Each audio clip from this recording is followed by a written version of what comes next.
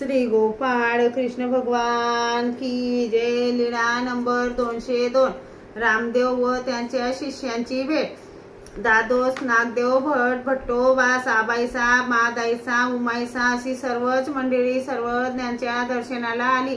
दादोस जेथून सर्वज्ञांना पाहत तेथूनच दंडोत घालत येत सर्वांनी दंडोते घातले। श्रीचरणा लागताना सर्वज्ञ मादाईसाला हळूच म्हणाले, त्र्यंबकला जाणाऱ्या ह्या बाया तर आमच्याकडे येऊन गेल्या।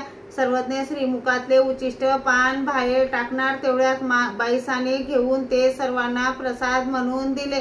भट्टोबास मनात म्हणाले, जर सामर्थ्यवान पुरुष असतील तर हे उचिष्ट पान खाल्ल्याने आम्हास आनंद होईल, नाही तरी आम्ही यापूर्वी कित्येकांचे उचिष्टे खाल्ले। त्यांनी ते घेतले आणि भट्टोबासांना लगेच अकृत्रिम आनंद यायला लागला। श्री गोपाळ कृष्ण भगवान की जय।